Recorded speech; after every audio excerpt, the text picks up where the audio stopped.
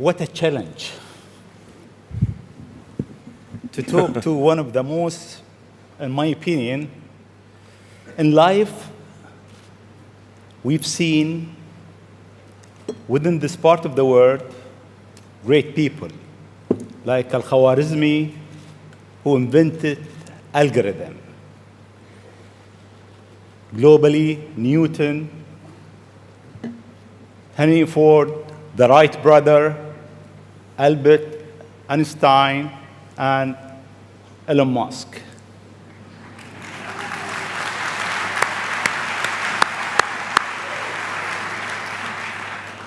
It seems you are in rush.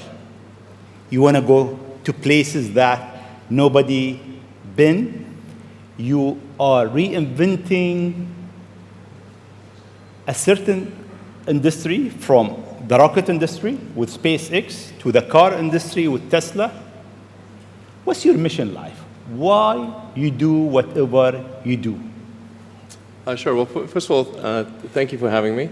It's an honor to be here, and we're having a really great time with my kids in Dubai. It's really been fantastic. I'd really encourage anyone who hasn't been to visit. What a great city. Thank you. Thank you. And in terms of the motivations, I guess the sort of kind of a long version of the explanation, but essentially, when I was a kid, I was wondering kind of what's the meaning of life? Like, why are we here? What's it all about? And I came to the conclusion that what really matters is trying to understand the right questions to ask. And the more that we can increase the scope and scale of human consciousness, the better we are able to ask these questions. And so I think that there's certain things that are necessary to ensure that the future is good. And some of those things are, in the long term, having long-term sustainable transport and sustainable energy generation, and to be a space-faring civilization, and for humanity to be out there among the stars and be a multi-planetary species.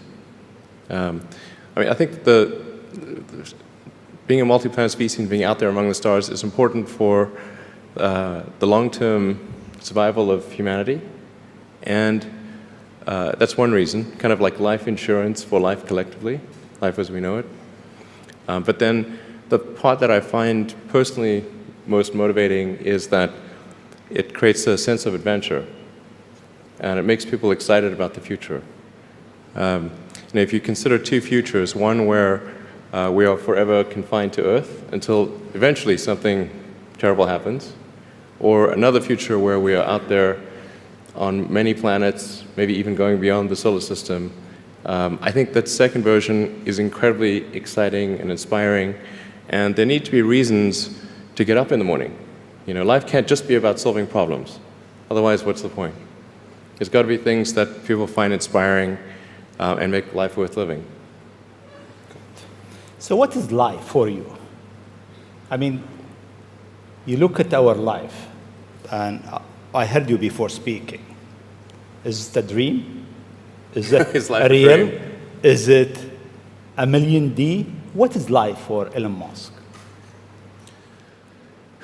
I find as I get older, I find that question to be maybe more and more confusing or troubling or uncertain. I think particularly when you see the advancement of something like video games, like say 40 years ago, you had video games. The most advanced video game would be like Pong, where you had like two rectangles and a dot. Like batting it back and forth. I played it. Oh yeah, me too, exactly. I played all. Pong. Exactly, it sort of dates you a little bit. But yeah, we both played the same game. And that was like, wow, that was a pretty fun game at the time. But now you can see a video game that's photorealistic, almost photorealistic, and millions of people playing simultaneously. And you see where things are going with virtual reality. and augmented reality. And if you extrapolate that out into the future with any rate of progress at all, like even 0.1% or something like that a year, then eventually those games will be indistinguishable from reality. They'll be so realistic, you will not be able to tell the difference between that game and the reality as we know it. And then it seems like, well, how do we know that that didn't happen in the past and that we're not in one of those games ourselves? Interesting. Interesting. I mean, could be. Everything is possible in life. I mean, yeah, particularly like things seem to be accelerating to something. Isn't it? I mean, if we look at our life, it seems in the past 100 years, life been accelerating quite fast. Yeah. In the past 20, It's much getting faster. Faster and faster. Is it more slow? So my question is really, how life will be in Earth 20, 30, 50 years from now? Our education, our transport. How do you see it? Well, I think this is one of those things that's quite difficult to predict. When you think of, say, the first controlled powered flight was 1903 with the Wright brothers. And then 66 years later, we put the first people on the moon. I mean, if you'd ask people, say in 1900, what are the odds of man landing on the moon, they would have said that's ridiculous. And if you try to talk to them about the internet, they would not even know what the heck what are you even talking about? Like, this sounds so crazy. But today, with a $100 device, you can video conference with anyone in the world, on the other side of the world. And if you have a Wi-Fi connection, it's basically free. Free to have an instant visual communication with anyone, or even with millions of people. With social media, you can communicate to millions of people simultaneously. You can Google something and ask any question. It's like an oracle of wisdom that you can ask almost any question and get an instant response. It would have been incredibly difficult to predict these things in the past, even the relatively recent past. So I think the one thing that we can be quite certain of is that any predictions we make today for what the future will be like in 50 years will be wrong. Okay. That's for sure. I mean, I think directionally, I can tell you what I hope the future has, as opposed to maybe what it will be, because this may just be wishful thinking. I hope we are out there on Mars and maybe beyond Mars, the moons of Jupiter. I hope we're traveling frequently throughout the solar system, perhaps preparing for missions to nearby star systems. I think all of this is possible within 50 years. And I think that would be very exciting to do that. And I think we'll see autonomy and artificial intelligence advance tremendously. I think that's actually quite near term. My guess is in probably 10 years, it will be very unusual for cars to be built that are not fully autonomous. 10 years. 10 years from now. Yeah. I think almost all cars built will be capable of full autonomy in about 10 years. As it is, the Tesla cars that are made today have the sensor system necessary for full autonomy, and we think probably enough compute power to be safer than a person. So it's mostly just a question of developing the software and uploading the software. And if it turns out that that more compute power is needed, we can easily upgrade the computer. And so that's all Tesla's built since October of last year.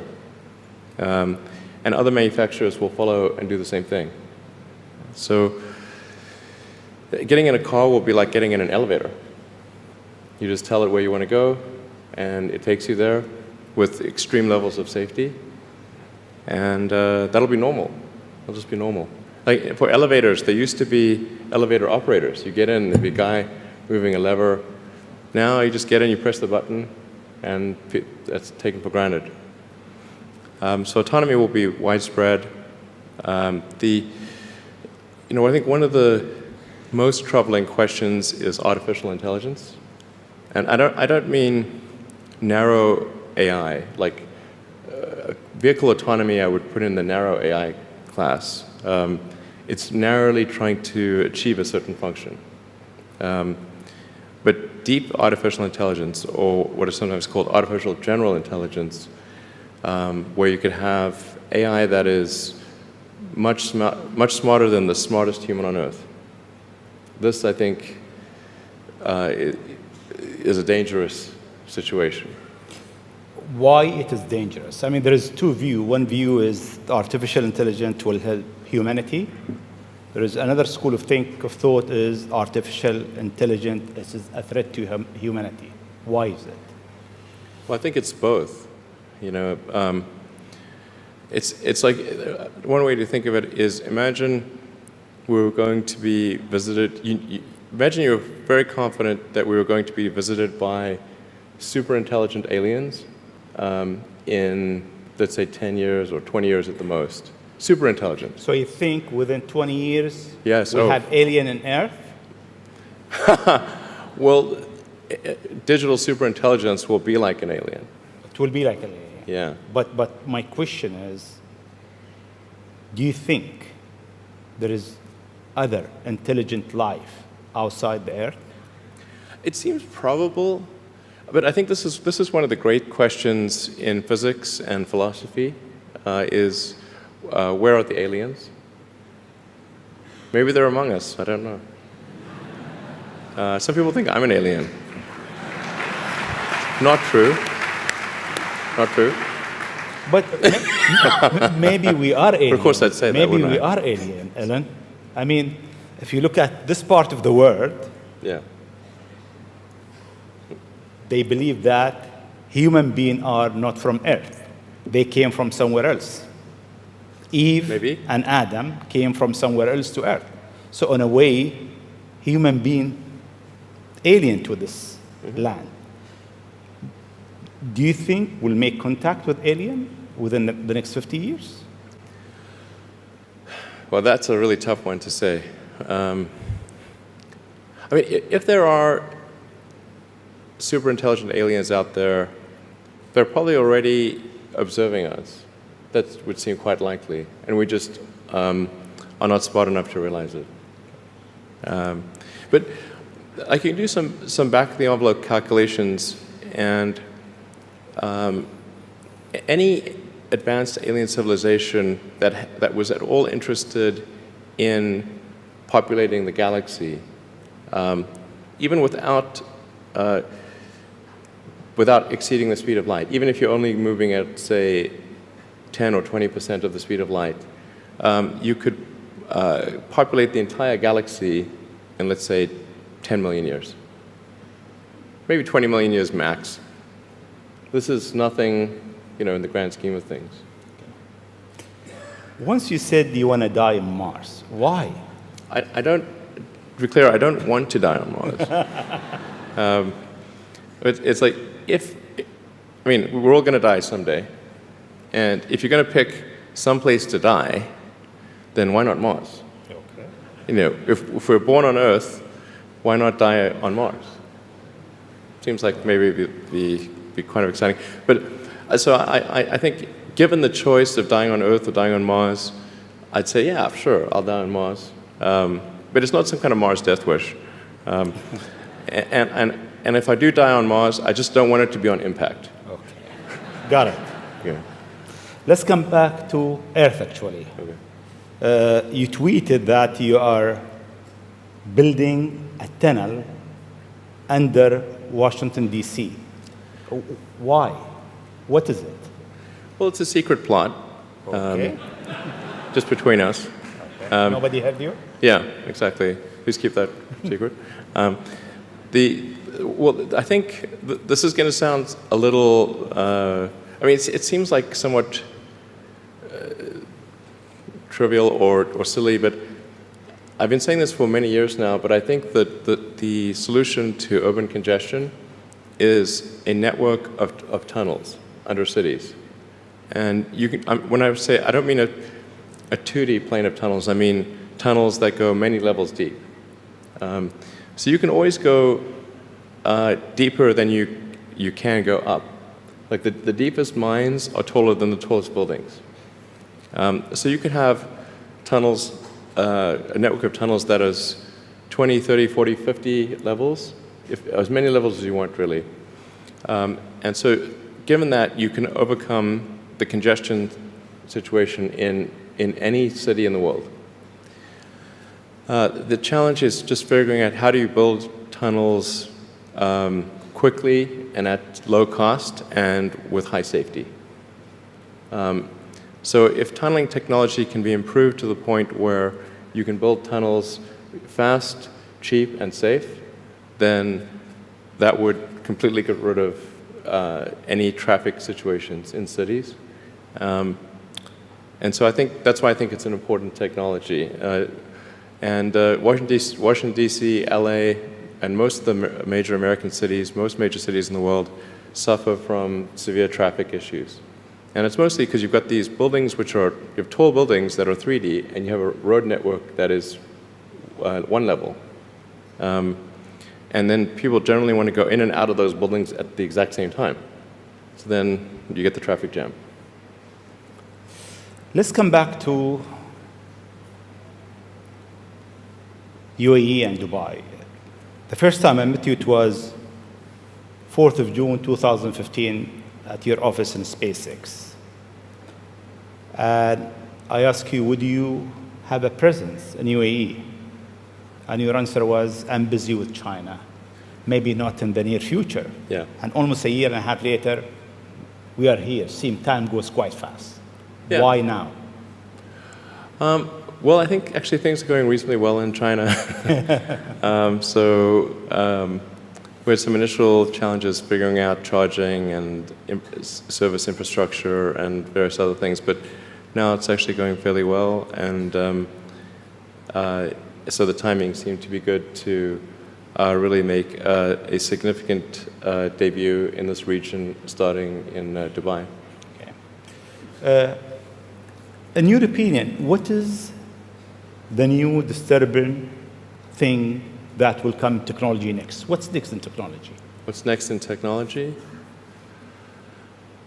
That will disturb the way we live, the way we think, the way we do business. Well, the most near-term impact from a technological standpoint is autonomous cars, like fully self-driving cars. Like I said, that's going to happen much faster than people realize. It's going to be a great convenience to be an autonomous car, but there are many people whose jobs it is to drive. So in fact, I think it might be the single largest employer of people is driving in various forms. And so then we need to figure out new roles for what do those people do. But it will be very disruptive and very quick. Now, I should characterize what I mean by quick, because quick means different things to different people. There are over 2 billion vehicles in the world, approaching 2.5 billion cars and trucks in the world. The total new vehicle production capacity is about 100 million. Which makes sense because the life of a car or truck before it's finally scrapped is about 20, 25 years.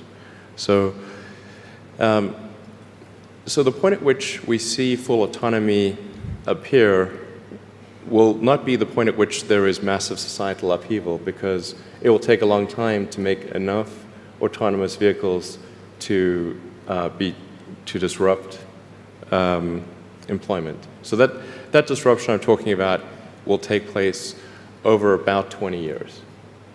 But still, 20 years is a short period of time to have, I think, something like 12 to 15% of the workforce be unemployed. Yeah, thank you. This is the largest global government summit. We have over 139 government here. if you want to advise government official to be ready for the future, what is three things or three advice you'll give them? Well, I think the first bit of advice would be to really pay close attention to the development of artificial intelligence. I think we need to just be very careful in how we adopt artificial intelligence and to make sure that researchers don't get carried away. Because sometimes what happens is a scientist can get so engrossed in their work, they don't necessarily realize the ramifications of what they're doing. So I think it's important for public safety that governments keep a close eye on artificial intelligence and make sure that it does not represent a danger to the public. Let's see. Secondly, I would say we do need to think about transport in general.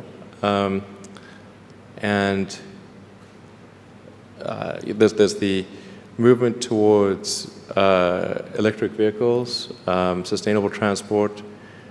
I think that's going to be good for many reasons, but again, not something that happens immediately. That'll happen slower than the self-driving vehicles. So that's probably something that happens over 30 or 40 years, the transition to electric vehicles.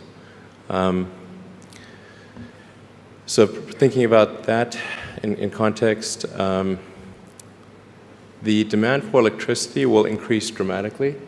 So currently, in terms of total energy usage in the world, it's about 1/3 electricity, about 1/3 transport, about 1/3 heating. So over time, that will transition to almost all, not all, but predominantly electricity, which means that the demand for electricity will probably triple. So it's going to be very important to think about how do you make so much more electricity.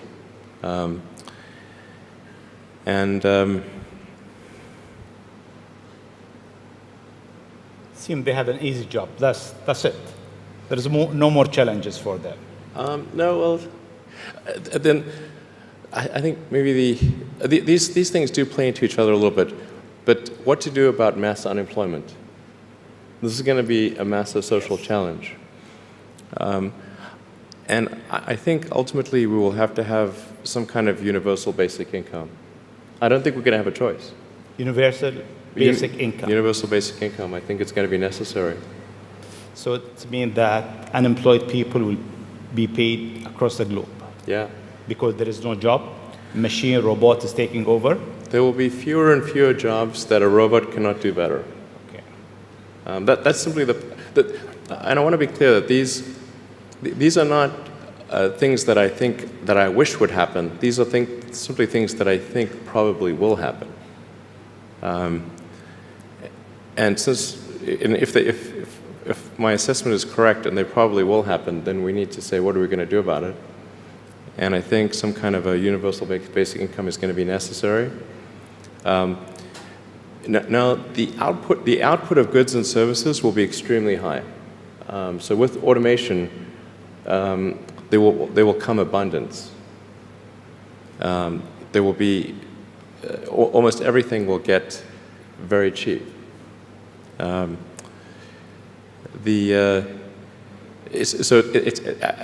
I think I think we'll just end up doing a universal basic income. It's going to be necessary. The harder challenge, much harder challenge, is how do people then have meaning? Like a lot of people, they derive their meaning from their employment.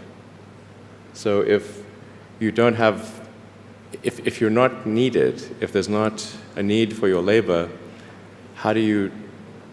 what's the meaning? Do you have meaning? Do you feel useless? That's a much harder problem to deal with. And then how do we ensure that the future is going to be the future that we want, that we still like? No, I mean, I do think that there's a potential path here which is, and we're really getting into science fiction or create sort of advanced science stuff, but having some sort of merger with biological intelligence and machine intelligence. To some degree, we are already a cyborg. You think of like the digital tools that you have, your phone, your computer, the applications that you have, like the fact that, as I was mentioning earlier, you can ask a question and instantly get an answer from Google or from other things. And so you already have a digital tertiary layer. I say tertiary because you can think of the limbic system, kind of the animal brain or the primal brain, and then the cortex, kind of the thinking, planning part of the brain, and then your digital self as a third layer. So you already have that, and it's like if somebody dies, their digital ghost is still around. All of their emails and the pictures that they posted and the social media, that still lives, even if they died. So over time, I think we'll probably see a closer merger of biological intelligence and digital intelligence. And it's mostly about the bandwidth, the speed of the connection between your brain and the digital extension of yourself. Particularly output. And output, if anything, is getting worse. We used to have like keyboards that we'd use a lot. Now we do most of our input through our thumbs on a phone. And that's just very slow. A computer can communicate at 1 trillion bits per second, but your thumb can maybe do, 10 bits per second or 100 if you're being generous. So some high bandwidth interface to the brain, I think, will be something that helps achieve a symbiosis between human and machine intelligence, and maybe solves the control problem and the usefulness problem. Getting pretty esoteric here. I don't know if this is... It's close. Okay. We got it. Always you think out of the box. Your idea is so huge. You want to go to space. You decided to go to space. You did it. You decided that you want to land your rocket back. You failed 7 times, 8 times. Yeah, something like that. Then it landed. More times than I care to count. Yeah. How do you come with this idea, actually? Sometimes they're pushing the human limit. You are always pushing the human limit. Why? Well, I think about what technology solution is necessary in order to achieve the particular goal, and then try to make as much progress in that direction as possible. So in the case of spaceflight, the critical breakthrough that's necessary in spaceflight is rapid and complete reusability of rockets, just as we have for aircraft. You can imagine that if an aircraft was single use, almost no one would fly. Because you can buy, like, say, a 747 might be $250 million, $300 million, or something like that. You'd need 2 of them for a round trip. But nobody's going to pay millions of dollars per ticket to fly, to do air travel. But because you can reuse the aircraft tens of thousands of times, the air travel becomes much more affordable. And the same is true of rockets. So our rocket costs $60 million, roughly. So the capital cost, if it can be used once, is $60 million. But the capital cost, if it can be used 1,000 times, is $60,000. So then if you can carry a lot of people per flight, then you can get the cost of space flight to be something not far from the cost of air flight. So it's extremely fundamental.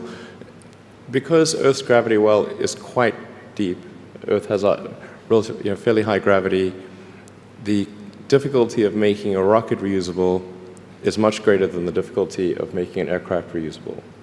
And that's why a fully reusable rocket has never been developed thus far. But if you use the most advanced materials, most advanced design techniques, and you get everything just right, then I'm confident that you can do a fully reusable rocket. Fortunately, if Earth's gravity was even 10% stronger, I would say it would be impossible. You need a team around you to deliver a lot of ideas. How do you choose your team? Based on what? Well, I suppose honestly that it tends to be gut feel more than anything else. So when I interview somebody, my interview question is always the same. It's what do you ask? I said, tell me the story of your life. And the decisions that you made along the way and why you made them. And then, and also tell me about some of the most difficult problems you worked on and how you solved them. And that question, I think, is very important because the people that really solved the problem, they know exactly how they solved it. They know the little details. And the people that pretended to solve the problem, they can maybe go one level and then they get stuck. So, what was your biggest challenge in life? Biggest challenge in life?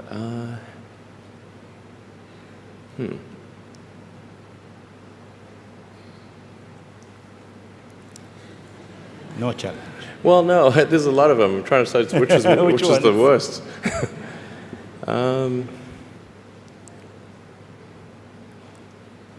I think just thinking about how to spend time. One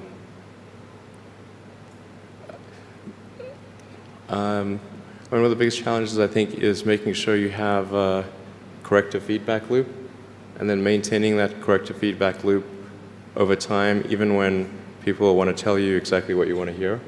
Okay. That's very difficult. Yes.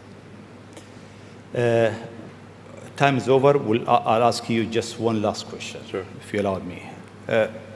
In the World Government Summit, we have so many people from, so many young people actually, from across the globe. If you have an advice to them, young people globally who want to be like Elon Musk, what's your advice to them? I think that probably they shouldn't want to be. You? I think it sounds better than it is. Okay. Yeah, it's not as much fun being me as you'd think. I don't know. You don't think so? No. There's definitely, it could be worse for sure, but it's, I'm not sure I'm not sure I want to be me. Okay. But if, you know, I think advice, I mean, if you want to make progress in things, I think that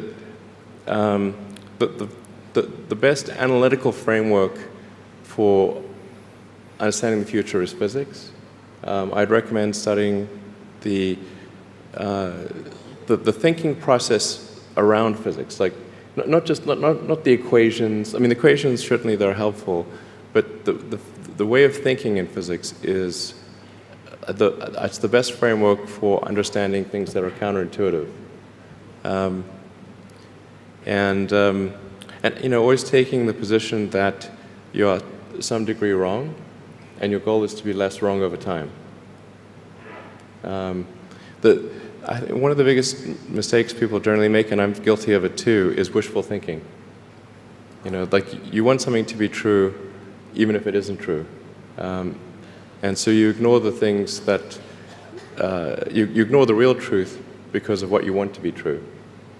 This is a very difficult trap to avoid, and like I said, it's certainly one that I find myself in having problems with. But if you just take that approach of you're always to some degree wrong, and your goal is to be less wrong, and solicit critical feedback, particularly from friends. Like friends, particularly friends, if somebody loves you, they want the best for you. They don't want to tell you the bad things. So you have to ask them, and say, really, I really do want to know. and then they'll tell you. Thank you very much. It's been